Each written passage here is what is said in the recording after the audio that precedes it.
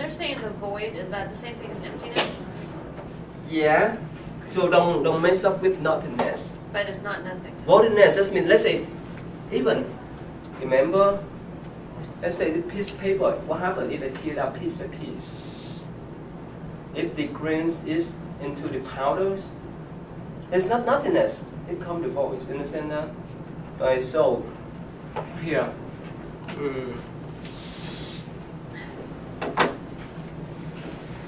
Here, what this means is that things do not exist in the way that we have preview or precondition about our rational self suppose they do, right? Okay.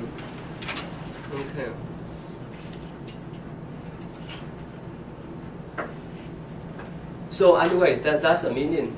Okay.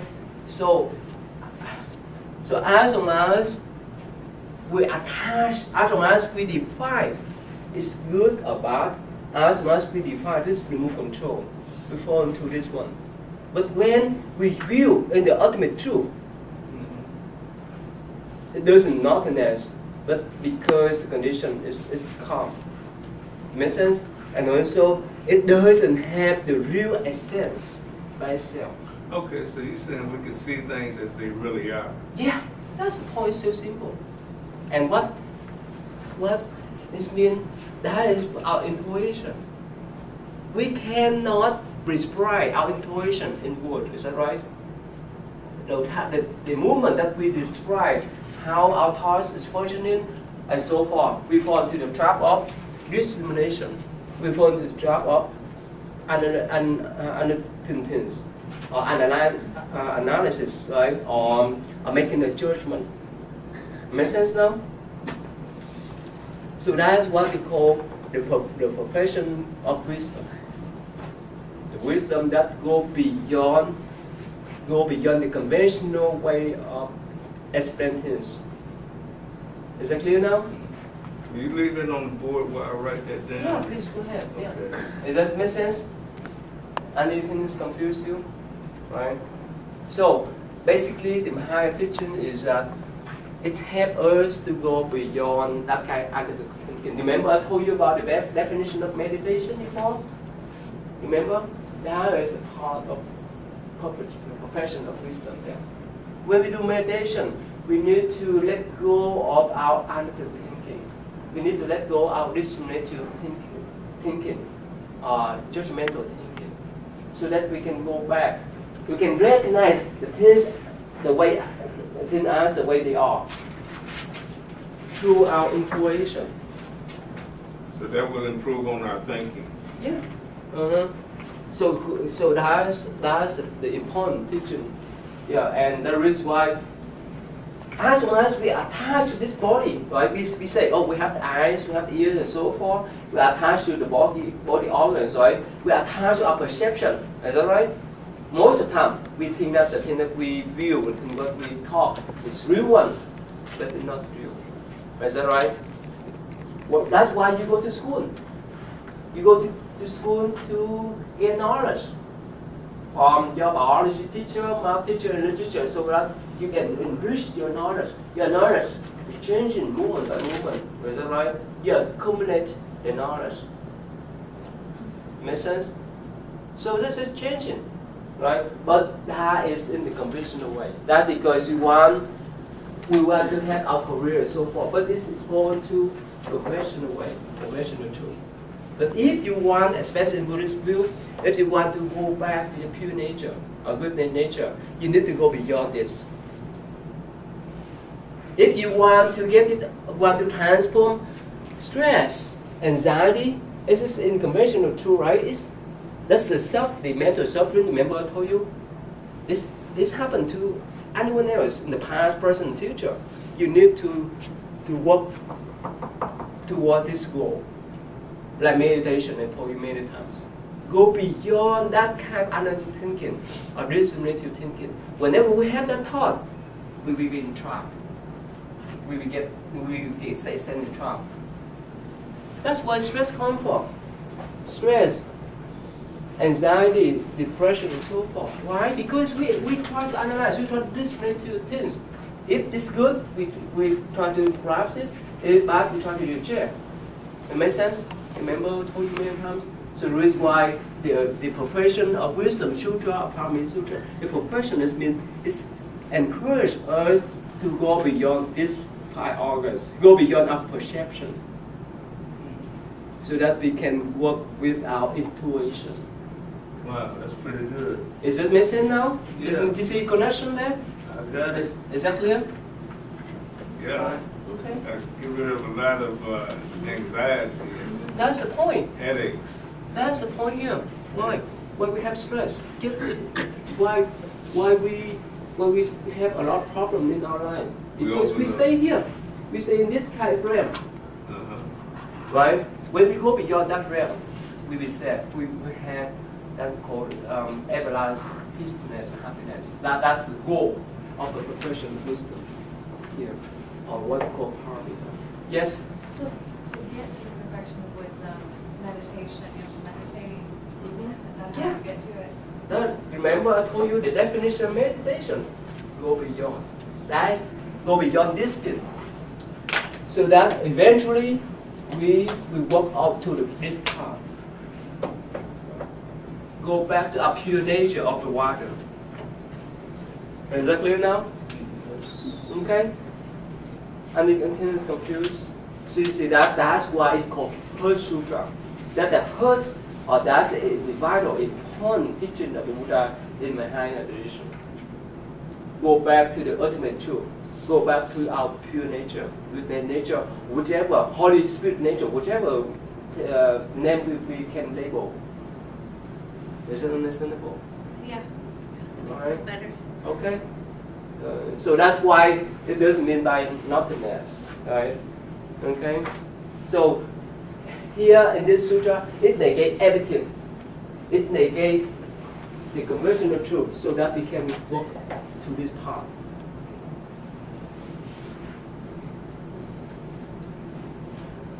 Okay. So it sounds like it's a bad translation almost. Oh, not bad. It No, is. no, not bad. But you need someone to explain. Yeah. It's really hard. Even I told you, even the common Buddhists, they may not understand this kind of philosophy much. Oh. Yeah. So, but later on, when you work in, let's say, you practice mindfulness, even they say something like, you accept things as the way they are. Remember, you are in this realm. But if as much as you reject or grasp it, you are in this realm. You have the choice. Make sense? Yeah. You have the choice to stay in this realm or ultimate realm, right? If you stay here, good luck. Understand that? Your life will be turbulent. Your life will be up and down, right? Like play the game, right?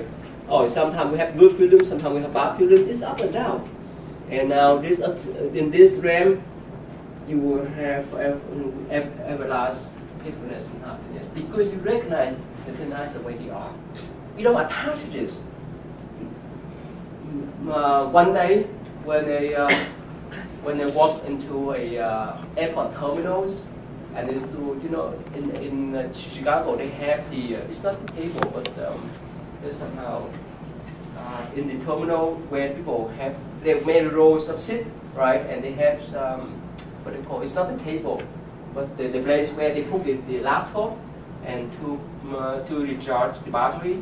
So at that time somehow my computer was out of battery, so I discharged my laptop. And one man walked past me and he came back and he asked me, "Are you Buddhist monk?" I said, "Yeah, of course." And he said, "Monk know how to use computer?" I don't know. He may think that I stay in the forest. You understand that? So again, nothing wrong with laptop, nothing wrong with money, nothing wrong with power, nothing wrong with relationship, nothing wrong with food. The only thing is because of what? This thing here, discrimination. You understand that?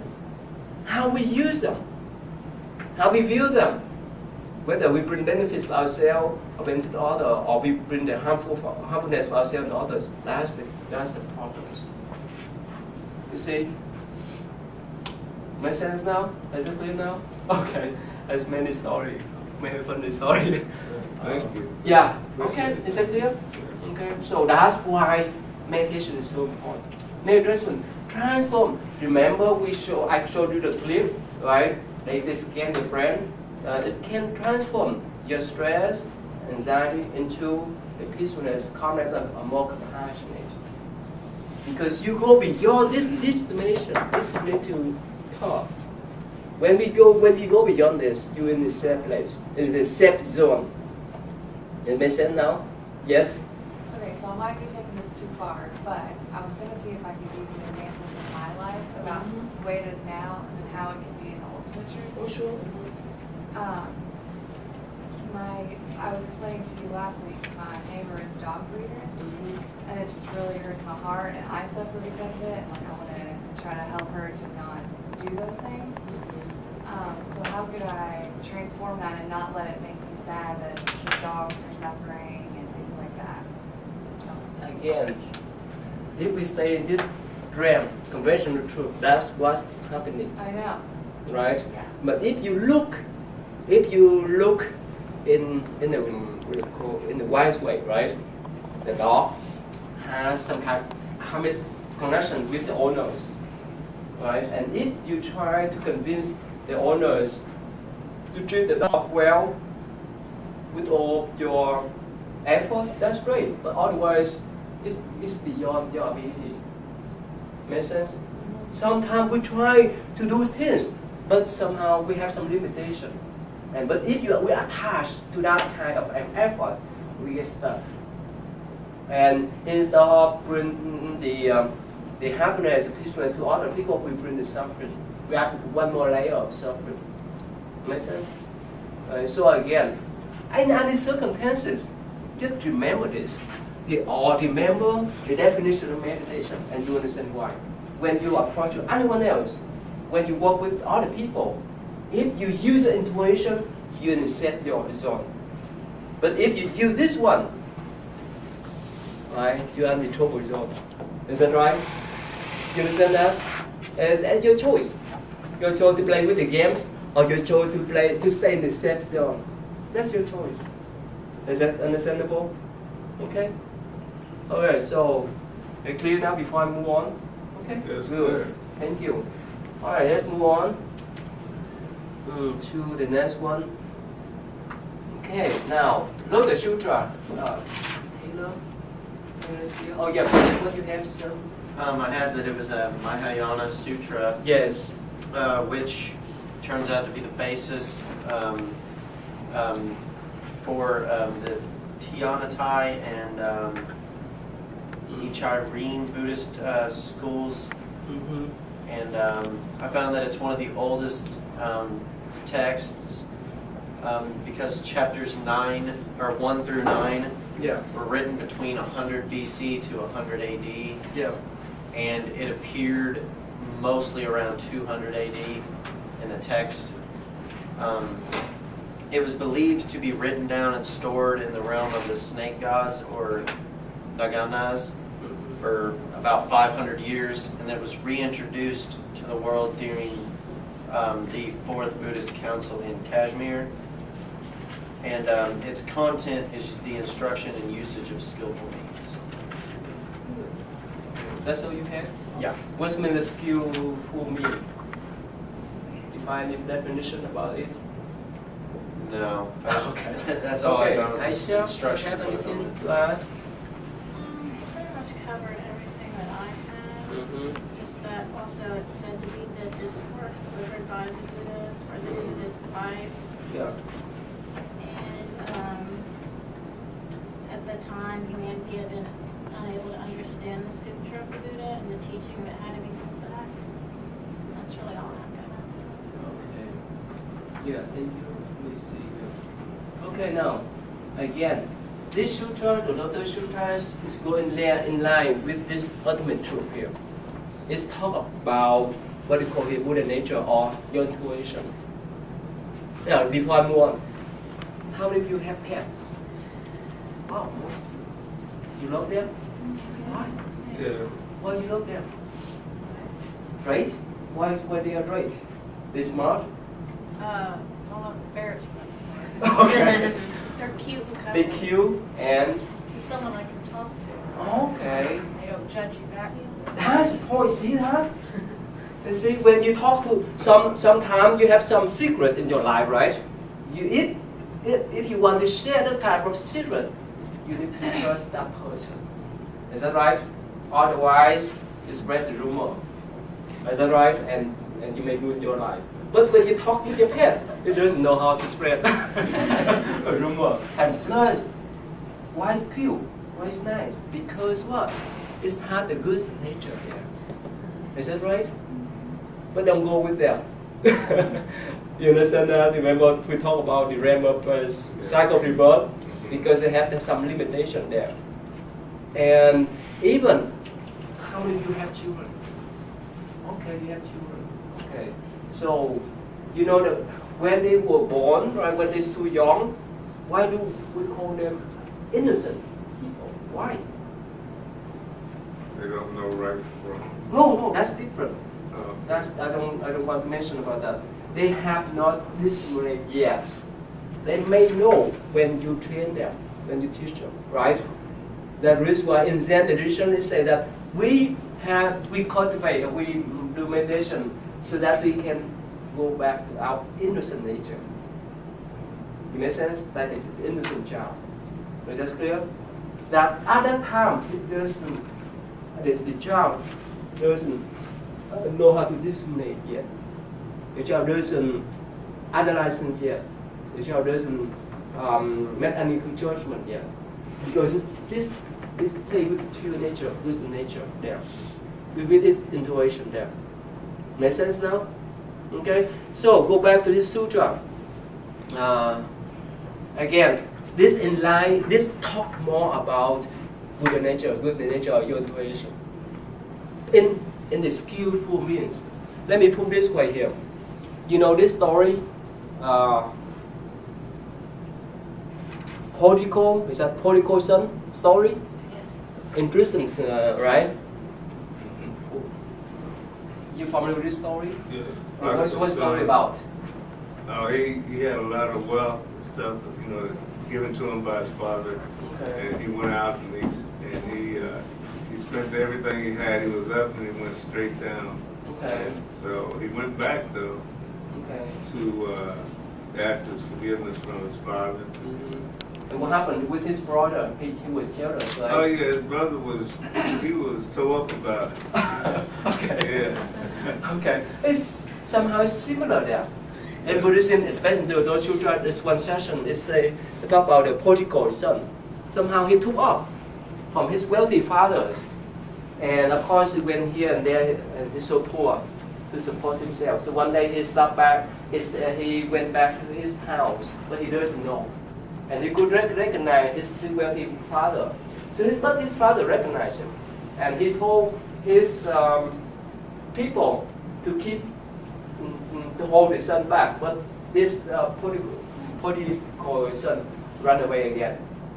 So the wealthy man sent his people to make a deal with this son. Okay, come back here, work for us. We will give you a decent salary.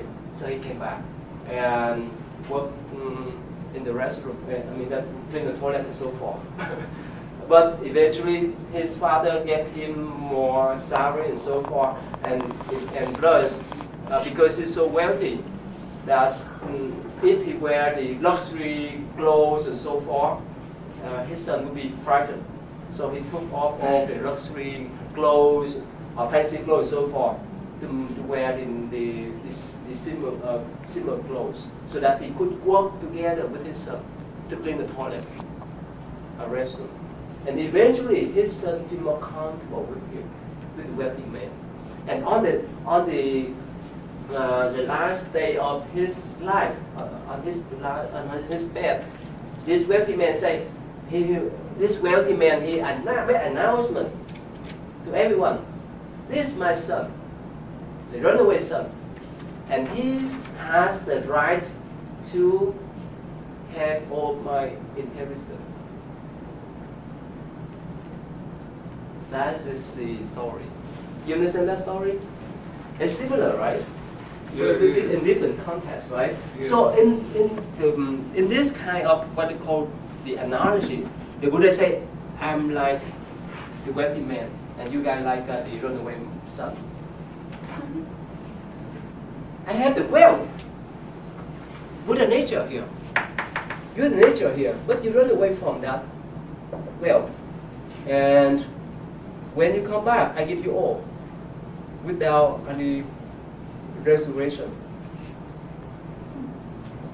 That is the purpose of the Lotus Sutra. Okay? There's many chapters that talk about that type of analogy. One thing I want to mention too.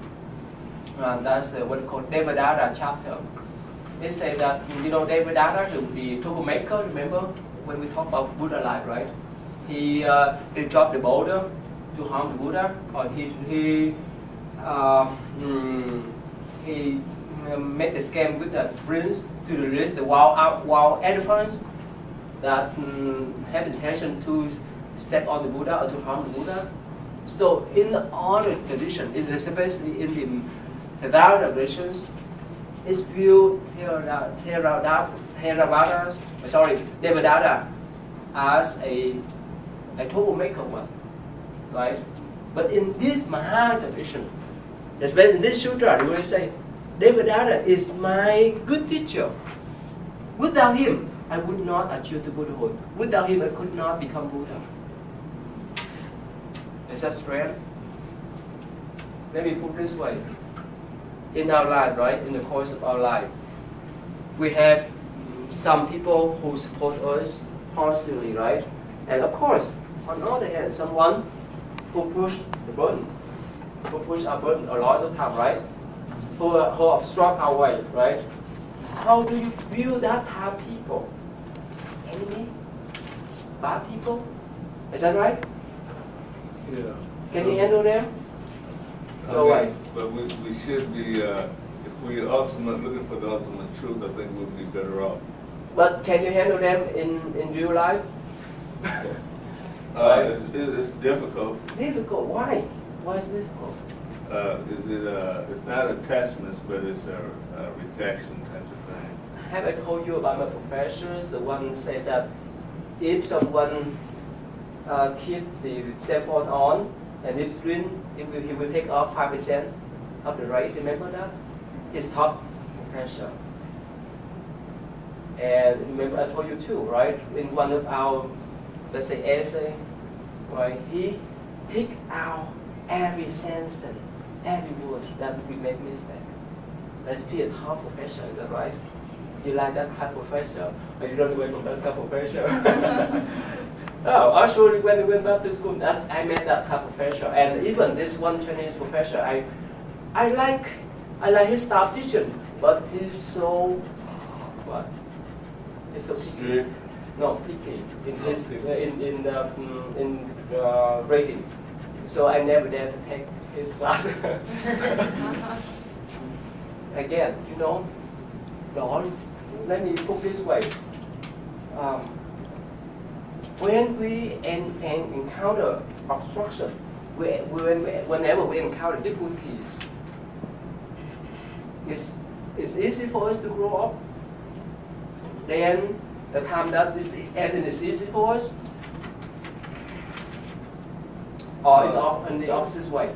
The difficulty is better in Why? growing up. And plus, yes, Are you saying that challenging people are an opportunity for us to grow and to learn? that's the point I want to say. What do you think? Right? It's true. It's hard to look at it that way in the moment. Yeah. But afterwards you do realize. Yeah, I told you, I appreciate that professor, the one who made the restriction on our cell phone, or the one who picked every sentence, every wrong word. I really appreciate him. After I have some time with him, after reading my essay and so forth. You understand that? So we learn more about lives when we have challenge. If things so easy, we take things for granted. Make sense now? Right? So it's up to you. So that's why, that's one of the story that relate to Devadatta. The Buddha, do you ever ask good teacher, good friends? This, remember, that's the view in Buddhism too. No, in Buddhism, there's no enemy. I told you many times, right? No enemy. Good or bad depend upon the state of mind. One moment that person can be changed into good, another moment can change to bad one, and vice versa. You see that it's not the physical, not the body, but the state of the mind. State of mind. Make sense now? That is the one of the aspect of Buddhism. So and a lot to discuss about. Okay? Yeah. If I have times in the future, we'll talk time and time. Any question? Is it clear? Let me see here. Who does the sutra? Oh, okay. Yeah, that's good. Yeah. Oh, I told you. You have anything to talk about this? The only thing that I could really add is they said that the Buddha is kind of immortal, that even after the physical passing, he's still able to communicate. Why? Where's the model? Why? I'm not sure why they said there's many realms that hold Buddhas and Devas and other spirits. Okay. I'm not quite sure. That's here. Remember we talked about Nirvana, right? Anyway, so that's the approach of this sutra, and later on when we come across to what the term Buddha nature. Oh, probably next week or the week after next, we talk about the Buddha nature. Okay, we will talk about that more. Okay, good. Let's move on. Number 5. What we have Amitabha Sutra. What's about? Okay, I have a question. Yes. Is that interchangeable with the Pure Land Sutra? Yeah. Okay, good. All right. So, well, I wrote a lot, so Okay. I'm going to Yeah, say go ahead. all of it so that there's something together. How do you say it? Amitabha? Amitabha. The Amitabha Sutras are the central text used in the Pure Land Buddhist school. The word Pure Land comes from the description of the realms Buddhists dwell in. Thus, this sect of Buddhism focuses on the doctrines, practices, and beliefs that dealt with the Amitabha Buddha, also known as the Buddha of Infinite Light, or Amitabha, the Buddha of Infinite Life. This Buddha presides over Sukhavita, one of the paradises that exist in one of the 4 cardinal directions, which lies in the west. And Pure Land Buddhisms were heavily influenced by and are based on a collection of 3 sutras and a treatise known as the Jingtu Lom. 2 sutras share the same name, but one is referred to as the shorter, Sukhavitaviyaha, and the other is the longer. The shorter deals with the properties and description of the Amitabha Buddhist Pure Land. It also provides a bit of a description of Amitabha itself. The longer tells of the career of Bodhisattva Dharmahara, who eventually became Amitabha. I got more, but I'll stop there. Joy, what do you have for this one? She said the sutra is about Sukhavati, which is translated to land of bliss. Since there's no pain, no devil, no death, and the light of Buddha, you can live forever in there. This everyone, right? Okay. If you believe in Amitabha with the right mind, then you will born Sukhavati after your death. This is ideal place. It's like the heaven in Christian Catholic tradition, right? Let us go over all this and then we summarize this. Okay, the next one, I mean, what do you have there? Is confusion or understandable? The only thing I could find was the actual text. And Okay. it was, and I found people talking about it, but it was like 37 excerpts and they were like 10 pages long, so I couldn't find anything that was like, On the on course? I paused on the on course? On the results? I didn't know that. Oh, you know, please, from now on, if you, please, I know that with my own experience from last semester, I asked the students to do research by themselves. But most of the information I put on the course, on the resource. Okay, yeah, So cause no, I just searched it. unless you did all and you could not find, you can go out to find.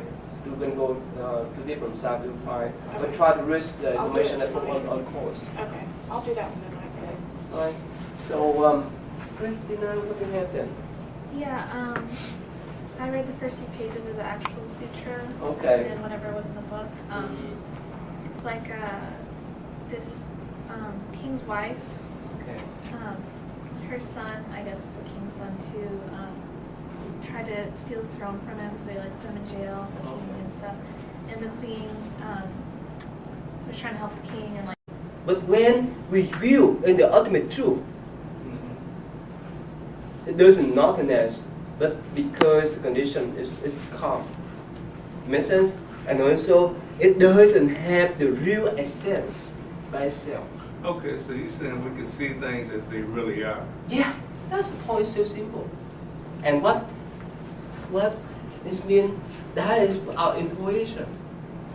We cannot prescribe our intuition in words. Is that right?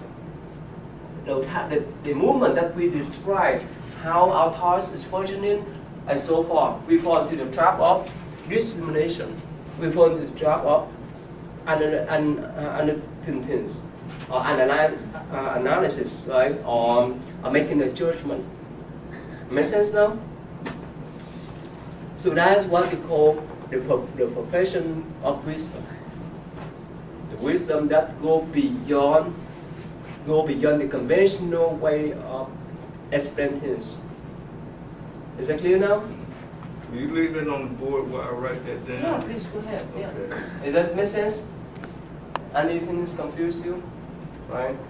So basically the Mahayana teaching is that it helps us to go beyond that kind of analytical thinking. Remember I told you about the definition of meditation before?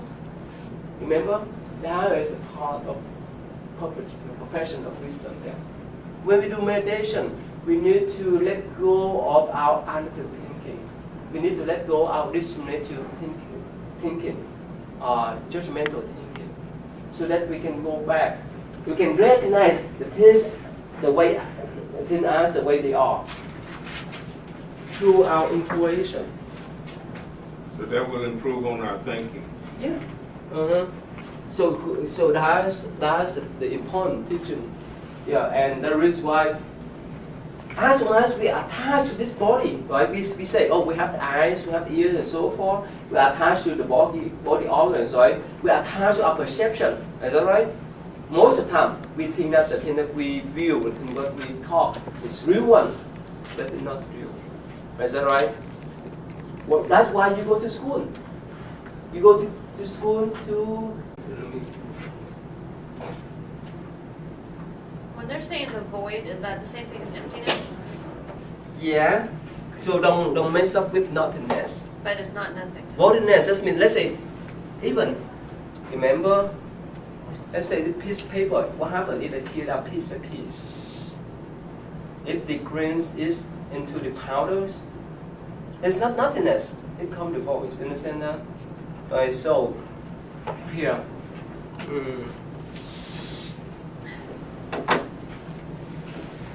Here, what this means is that things do not exist in the way that we have preview or precondition about our rational self suppose they do, right?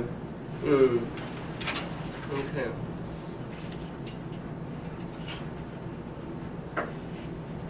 So anyways, that's a meaning. Okay. So as long as we attach, as long as we define it's good or bad, as long as we define this remote control, we fall into this one. Get knowledge from your biology teacher, math teacher, and literature, so that you can enrich your knowledge. Your knowledge is changing movement by movement. Is that right? You accumulate the knowledge. Make sense?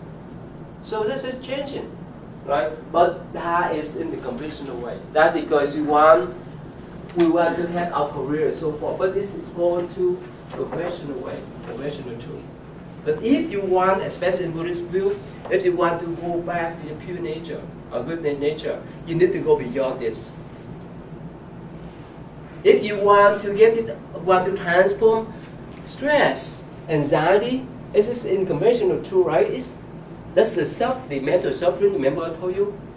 This happened to anyone else in the past, present, and future.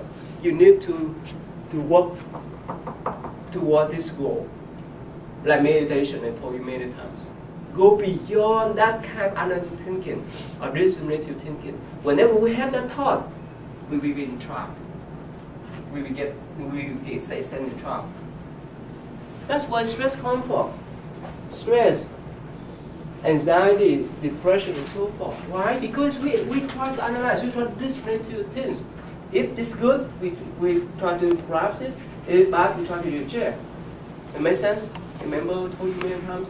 So the reason why the profession of wisdom, sutra, Parami Sutra, the profession is encourage us to go beyond these 5 organs, go beyond our perception, so that we can work with our intuition.